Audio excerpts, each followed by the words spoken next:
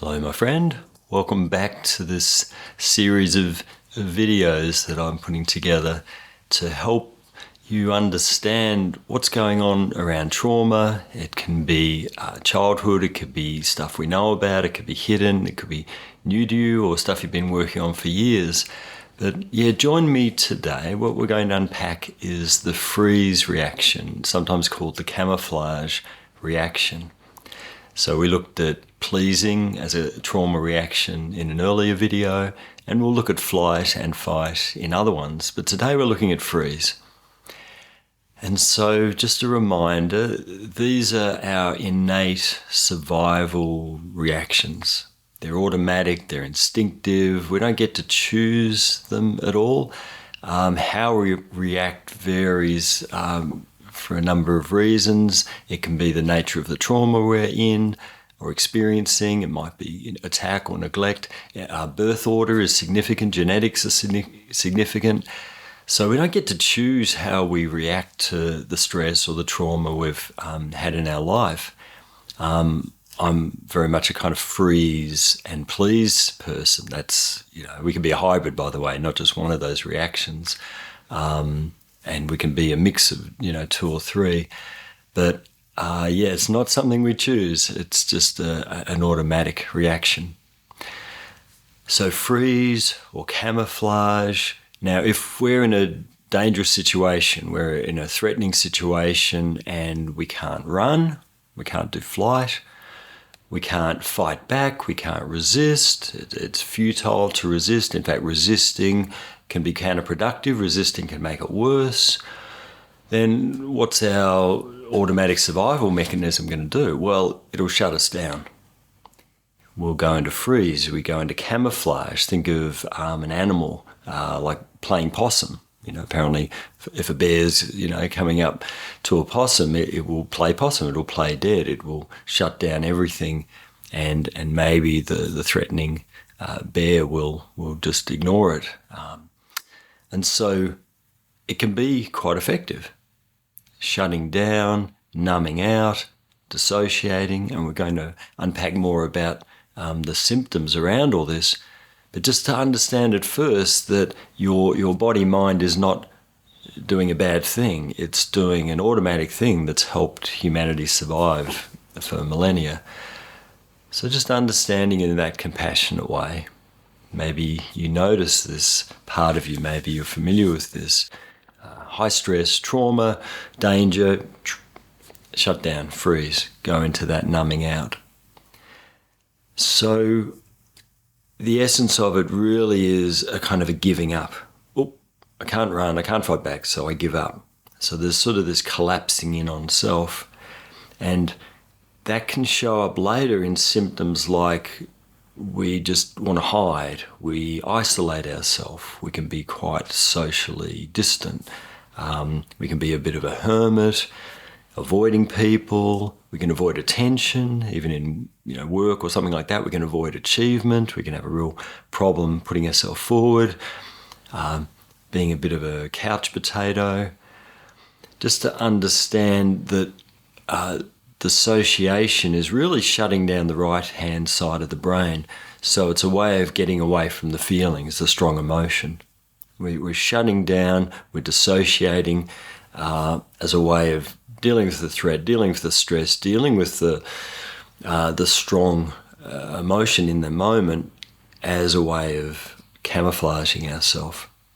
But when it becomes stuck, if this is ongoing trauma, like in childhood situations, could be attack, could be abuse, could be neglect, then this can get really stuck. It gets really jammed into our system, this pattern of shutting down. So dissociation, this can show up in things like excessive sleeping, or we're daydreaming all the time, or too much TV, too much online browsing or scrolling, too much video games, all these ways of trying to detach from ordinary reality. These are maybe milder forms of ways we're still in this dissociating, numbing out, giving up kind of pattern. Other symptoms of being a freeze type that can show up are things like being the victim in domestic violence.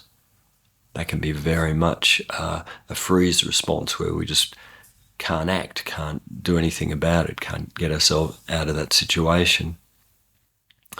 Another one is attention deficit disorder. Different to attention hyperactivity deficit disorder, ADHD, I'm getting that wrong, you know what I mean? ADHD, that's more a flight one. We'll look at that in flight. But attention deficit disorder, ADD, that's much more of a sort of a shutting down where it becomes very hard to pay attention. We're just not aware, we're just not there, we're kind of checking out. And that can be a trauma reaction. ADD can be a trauma issue. Depression, more clinical levels of depression, that makes sense as something that can be connected to unresolved trauma freezing. Self-medicating, alcohol, other drugs to really just, numb out. These can all be related to trauma. At its most extreme, that kind of collapse syndrome, complete dissociation, we can really be completely separated out from reality. And that can show up in quite severe mental illness. But for most people, if you're watching this, I would say you're more a high-functioning person, but you might notice this pattern in your life. Now, the good news in this, and I like Pete Walker on this, he's an American therapist who's written some great stuff in this area. And he says, well, it's like please. There's real qualities, there's real strengths in the pleaser, and there are strengths in being a freeze type. I mean, to be able to be still, peaceful, calm like that, that's a quality. He talks about a mindfulness aspect, to be mindful and present like that. Presence, he used that word, just being present, having a presence there. An acute awareness, to be acutely aware of the environment, being very still, and we can call that hyper arousal or hyper attention, but it's a good capacity to be that aware, and a poised readiness. So there's that alertness, there's that readiness. If we had a chance to run, we would. But yeah, that ability to be that still and that aware, it is a strength, and this is you, if you're relating to what I'm talking about today, then I want you to understand that there are deep strengths and resources behind it. Just a personal share. In my 20s, as a poor student, I did life modeling, and it was interesting. I found it quite easy in a sense. Like I'd found meditation quite easy, but I'd found it easy to just be completely still for an hour or two, being the model for these life, painting art classes. So, yeah, there you go. It had a payoff kind of benefit there somewhere. So, yeah, if you're relating to this, I want you to understand that these jammed up trauma reactions in themselves aren't bad. We tend to get very tangled up in the symptoms of our reactions and tend to judge them obviously as negative because they can be so damaging, so destructive, so interfering in our having a life. And unfortunately, there are a lot of people really in a jammed up freeze reaction who are very isolated, very hermit-like, and it can be very hard for them to get into therapy. So that takes us into recovery, that takes us into healing, that takes us into, what do we do next? So if we're very much in a freeze kind of pattern, then a key element of the healing is building trust.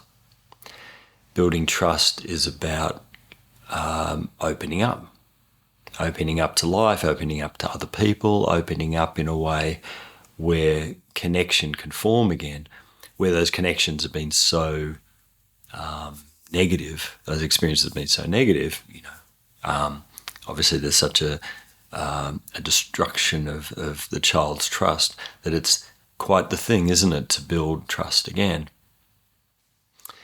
And some of the ways we do that, for some people, and I can relate to this when I was very young, just watching movies or reading books, seeing or reading examples of people who are healthier, people who are more trustworthy, people being different perhaps to how people might have been in a dysfunctional family environment, our family of origin. Exposure to those models, that's a good first step. Oh, people can be different to what I've had at home. Witnessing other people, it's a bit of a catch-22. If we're a hermit, if we're isolating, we don't have so much exposure to other people. But, those social experiences of people being different, and sometimes a kind neighbour or a kindness from a teacher or a coach or someone like that can make a huge difference in someone's life. Other ways we build trust. Animals are very good for this. What they call those dogs, if you've got a personal support dog, you're allowed to take with you wherever you go. Equine therapy, where people with horses are wonderful animals for building trust. I suppose any animal can be that, but I know dogs and horses are often used for that trust-building role. And of course, a therapist, a healthcare professional, a counsellor, someone you trust, someone you feel comfortable with, someone who's in that role, that's a wonderful opportunity to develop trust in that safe therapeutic environment. And eventually from there, that can step out into friendships and relationships and building trust right through to the most challenging levels of that. That's where it's most challenging. That's where it's most intimate, most exposed, most confrontational, of course, for our old trauma. So building trust, and another very important aspect of healing in this is creating safety. Because if we've been, let's say, a child in very stressful, scary, traumatic situations where we haven't been protected, there hasn't been an intervention, no one stood up for us, no one's dealt with us, and so we've collapsed into a helpless, hopeless giving up. Obviously, deep in the psychology, deep in our subconscious, that's going to be what we expect. We expect to be alone, and so we don't venture out because it's going to be threatening, it's dangerous, we're going to be attacked, and we're going to be left in that vulnerable situation. So I find it really powerful working with people, and we're getting into the hypnotherapy here again, of bringing in a robust intervention. I invite people to bring in a team. It can be one person, it can be two, it can be a whole army, it can be one strong figure aligning with us to help us deal with the situation. Sometimes people bring in, a team of warriors, or one of my clients, uses a gang of really kind, supportive bikers. We want some muscle, we want some strength, we want some real power in the beings that we bring into the situation. And of course, when we're doing hypnotherapy, this is real for the subconscious. So imagining having that team, that army, that all that support to come in and help protect us, to intervene in that threatening situation, for the subconscious, that's as good as the thing happening in real life. For the subconscious, it's same. So, should we do a bit of practice?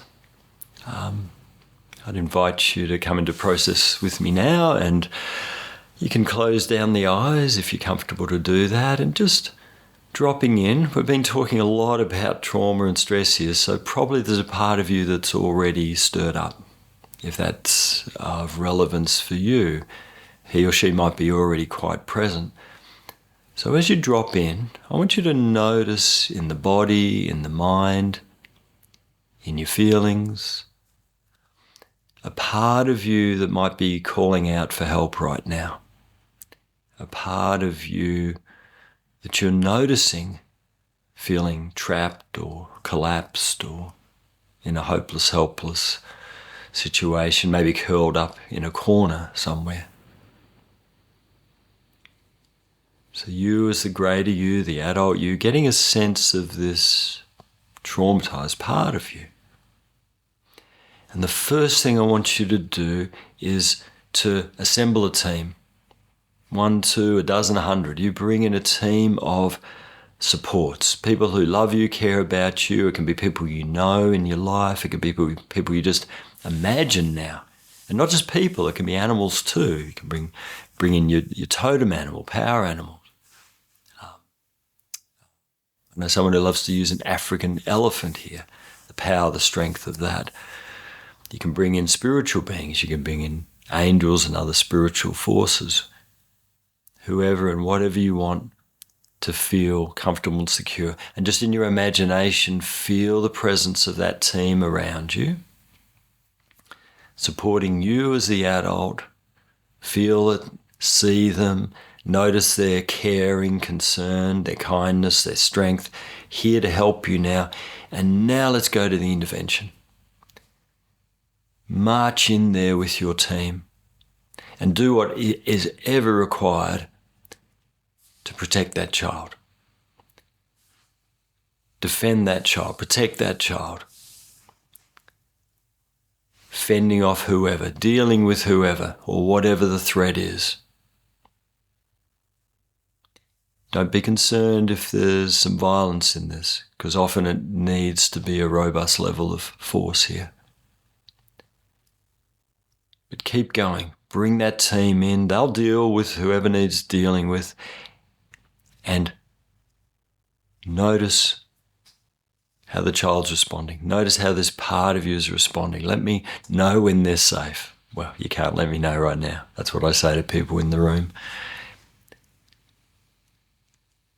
Notice when the child feels safe. And you get them, you grab them, you hug them, you hold that part of you. And you say, you're safe now. It's over. Look, our team is dealing with whoever, whatever.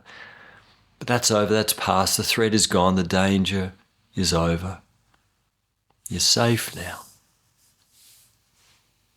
I'm here for you, our team is here for us. Just notice how this part of you is responding. Are they taking it in? And this part of you might be in quite deep shock. And so wrap them up in a warm blanket, give them a nice warm sweet drink, and as you hold them and comfort them and say, you take as long as you need to adjust to this. But it's the truth. We're safe now. That situation's over. Maybe long over. Might be decades over. I'm here for you now. And I'm you. You're me. I'm the grown-up you. I'm here to share all my love and strengths and resources with you. And I'm here for you now to give you someone you can learn to trust. To be someone where you can regain trust. And you can trust me. I am you. There's nothing you could do that would make me stop loving you. Nothing you could do would make me leave you. I'm here for you from now on. There's no rush. You take as long as you need. And I'll connect with you again and again. But over time, you'll know that you're safe now. And you'll know that there are people in the world who are trustworthy.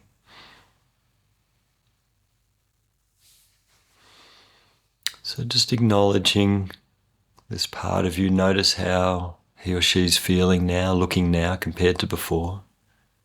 How are they feeling? What's their body language? And as you give them a big embrace and feel them merging back inside, just notice how you're doing as the adult. This is a strong process. This is a deep process. But it works. Just breathing into this state you're in.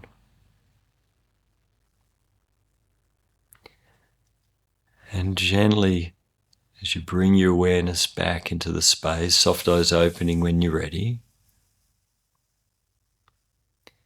So don't hesitate to reach out for help if you're finding this is opening up a lot and this is stirring the pot. That's what these sessions are for. This is what it's about. It's time to heal. And if you're watching this, you're ready to heal. But it's very challenging, and it's good to have an ally, a coach, a therapist, a healthcare professional, someone who supports us in this journey, who knows the terrain. So please, reach out if you need. And I want you to know too that if you're feeling maybe this is more familiar, maybe you're looking at this after you're already doing quite a lot of work on yourself, maybe you've done stacks of work and this is just going to the next level. We have a lot of layers in our recovery and our healing. And if that's the case, you're feeling more confident in this work, a gentle invitation here to purchase my audio program, The Power of Mind. It's not expensive. I've kept the price right down, but it's full of rich psychological information to explain how hypnotherapy works, how self-hypnosis works, and it takes you through 7 levels of practice from the very beginning, sort of basic level, into deeper work like we're doing here. So that's for your understanding and practice and confidence in doing your inner work and doing your self-hypnosis, which is such a huge part of our healing, our recovery. I invite you to use that resource, and I hope you get lots out of that. You just go to the website awakentherapy.com.au. The Power of Mind, the one with my wife's Jaguar painting, that's the right audio program that we're talking about for this self-hypnosis work. And yes, please, if I can help in any way, don't hesitate to reach out, send me an email. I'll look at comments when I can. Absolutely here for you, my friend, and well done today.